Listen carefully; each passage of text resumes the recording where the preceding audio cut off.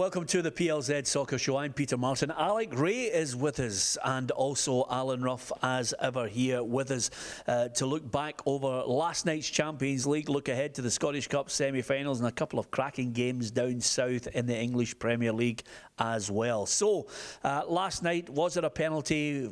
Was it not a penalty? Michael Oliver pointed to the spot, 3 seconds left. Up steps Cristiano Ronaldo in the 98th minute and pops it into the net after Juventus were leading 3-0, and it's Real Madrid in the last 4. Was it a penalty?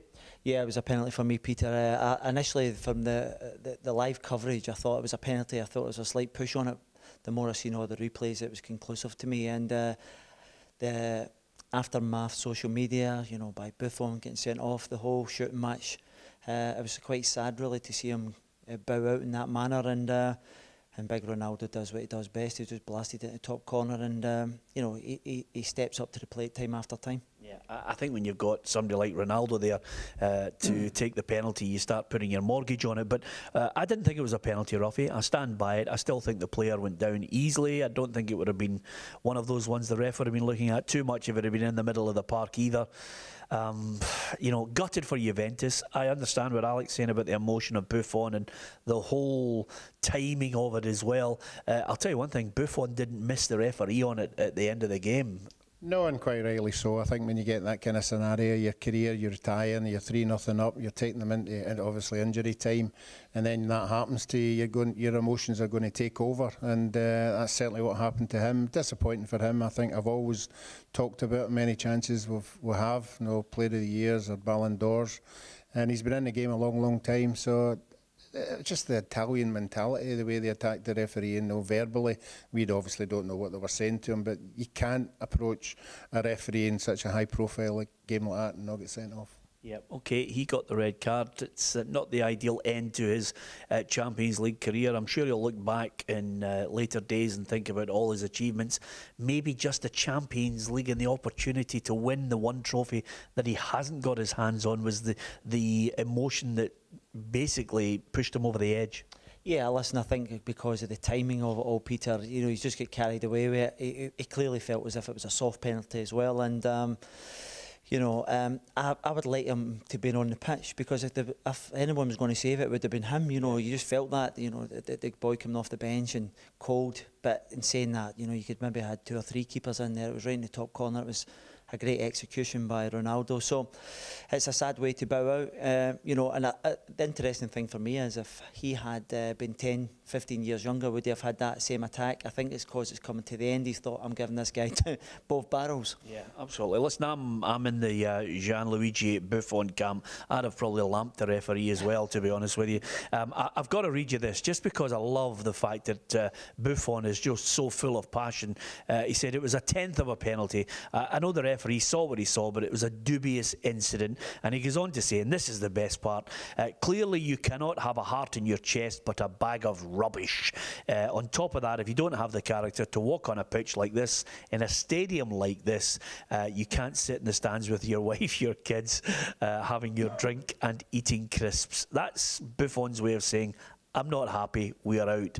And I think there was an emotional part when he was actually conducting the after-match press conference with the media, when Ronaldo came in and just gave him a hug as if to say, listen, you know, sorry, but there's a respect there. Yeah, listen, I thought that was a lovely touch by Ronaldo. He embraced him, wished him well, and you know, he was doing his interview at the time as well. So listen, it's the mark of these guys, the respect they have, particularly at the top level, and as we've just touched upon, the way he's bowed out is obviously disappointing for everyone. Yeah. Okay, I'm at PLZ Soccer on Twitter, facebook.com/PLZ Soccer. Who's going to win it then?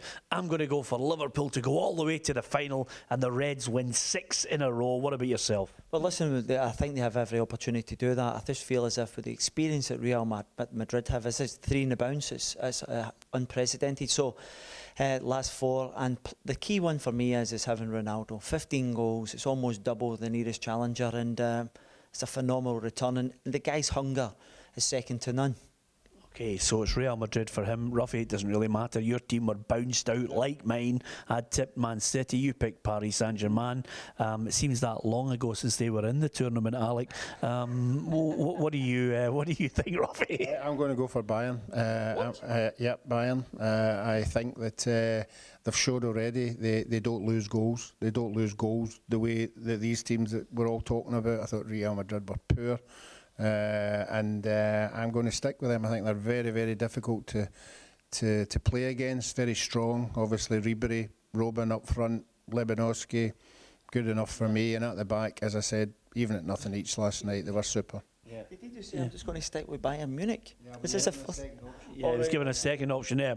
Paris Saint. What happens? I don't know if you understand the remit here. Ruffy makes up the rules, and if he gets it wrong, he then claims to get it right later on in the programme.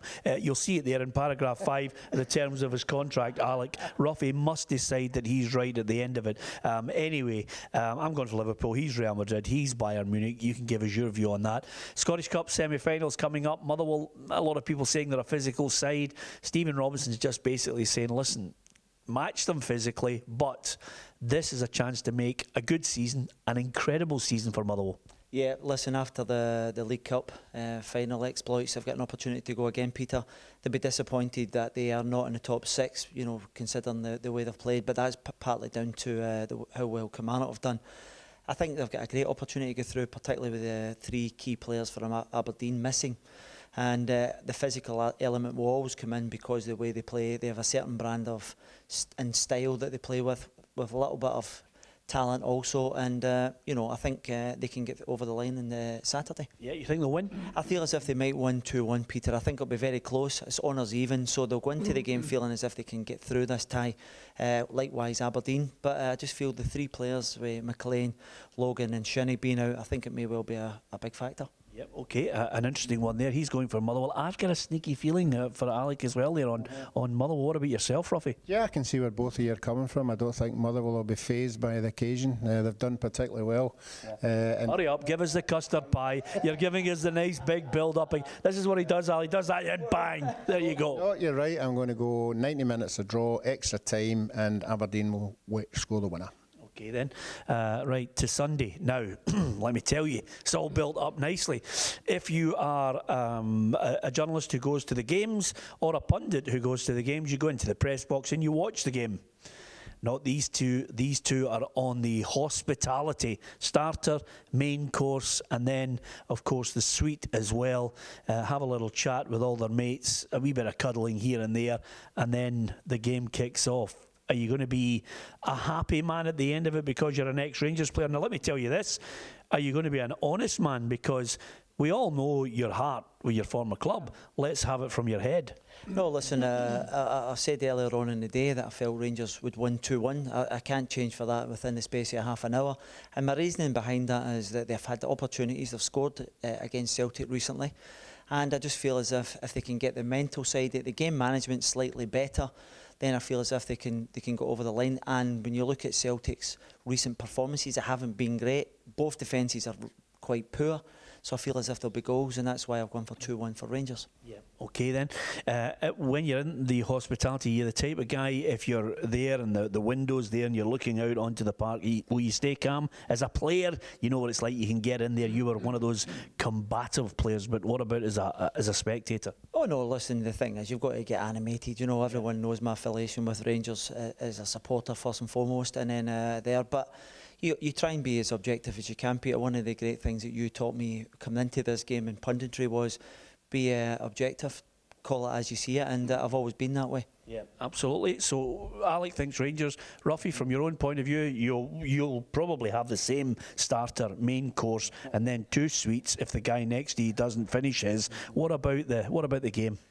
I think the game will be as close as the last one. I hope both teams end up with 11 on the park. I don't want anything that came with the last one. You know, that I think it'll be really tight. I think it'll go to extra time.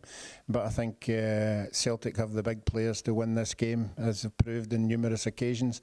And I think somebody will come up with a winner in this extra time. Okay, so extra time in both semi-finals for Ruffy, and of course there won't be too much of a distance between Alec or Ruffy in the hospitality because they're in the same end. Okay, so with that in mind, just one other little thing that I've got to get your thoughts on before we talk about your predictions for the English games. Post-split fixtures, Hearts, Kilmarnock, not too happy about it. They've got 18 home games and had to go away to Ibrox, both of them. They're not happy about that. Is that just the usual moan because they all sign up to this deal? Listen, I think everyone knows that the club signed up to this particular formula. There's an anomaly and it can move about year on year, Peter. So they make noises year on year, but nothing actually happens. And I actually think the actual split's fantastic for the top half and the bottom half. And some of the fixtures that are coming up are absolutely brilliant. And it just makes for a brilliant ending to the season. Ruffy? Yeah, I agree with that. I think that's what you sign up for. You know it's going to happen to you one of the years, and obviously if you've got 3 home games, you're just going to accept it. As I said, I liked the Ross County owner's slant on this. He said, look, that's the rules. Let's just get on with it. Yeah. Okay. Thanks to Colin Prentice, who's just sent us a message on Facebook saying Alec Ray for Rangers manager. Okay. Nothing like your cousin just putting in messages as well, Ruffy, isn't it? It's fantastic. Thanks for joining us on the live here on Twitter and Facebook and also YouTube. Got to ask you just before we finish, it's been a tough week for Manchester City. I think some of the reaction to Pep Guardiola's loss to Manchester United, this defeat again to Liverpool, 2 defeats against them, you know, the bubbles burst. He's on the verge of winning a title and with some style in England. Yeah, listen, it's obviously been a difficult week for Man City. However, the brand of football, the style of football over the course of the season has been absolutely fantastic. They are still a work in progress when we're talking about that Champions League, Peter, you know, because we speak about that experience. So they will learn from this as well. I think they'll probably go over the line at the weekend.